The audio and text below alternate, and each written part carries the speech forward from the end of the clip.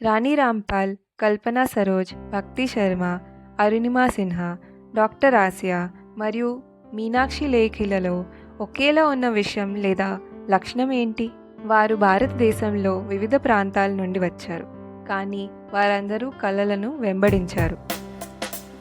వారికి వద్దు అని చెప్పినప్పుడు కూడా వారు ఎక్కడా ఆగలేదు. వారు తమ జీవిత కథలను స్వయంగా తిరిగి రాసుకున్నారు. వారి కోసం మాత్రమే కాదు, వద్దు అని అడ్డు చెప్పబడిన ప్రతి అమ్మాయి తన కలలను సాధించడానికి ఒక మార్గాన్ని కూడా చూపించారు. వారు మీ వంటి నా వంటి అమ్మాయిలకు కూడా ఒక ఉదాహరణగా నిలిచారు. మీకు అరుణిమ కథ గుర్తుందా? ఆమె కళ ఏమిటి? ఆమె భారతదేశాన్ని జాతీయ స్థాయి వాలీబాల్ క్రీడాకారిణిగా ప్రాతినిధ్యం వహించాలని కలలు కన్నారు. అవును, మీరు విన్నది నిజమే.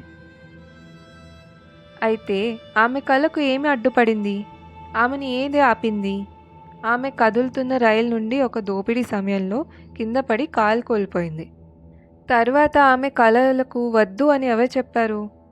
సమాజం, వైద్యులు మరియు మిగతా అందరూ ఆమె కళలు ముగిశాయని, ఆమె మళ్ళీ నడవదని, క్రీడలు ఆపేయాలని చెప్పారు. ఆమె టర్నింగ్ పాయింట్ ఏంటి? అప్పుడు ఆమె ఏం చేసింది? నొప్పి మరియు సందేహాలు ఉన్నప్పటికీ అవిశ్రాంతంగా శిక్షణ పొందుతూ కృత్రిమ కాళ్ళతో ఎవరెస్ట్ శిఖరాన్ని అధిరోహించాలని ఆమె నిర్ణయించుకుంది. దాని ఫలితం ఏంటి? ఆమె ఏది సాధించిందో మీకు తెలుసా? ఆమె నుండి మనం ఏం నేర్చుకున్నాము? ఎవరెస్ట్ శిఖరాన్ని అధిరోహించిన మొదటి మహిళా వికలాంగుల్లో ఆమె ప్రతి చోట ఉన్న అమ్మాయిలకు ఏమీ అసాధ్యం కాదని చూపించింది.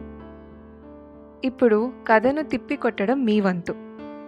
మీ కళల రోల్ మోడల్ కథలకు ప్రాణం పోసే అవకాశం మీదే. మేము మీకు హర్ స్టోరీ స్క్రిప్ట్లను పరిచయం చేస్తున్నాం.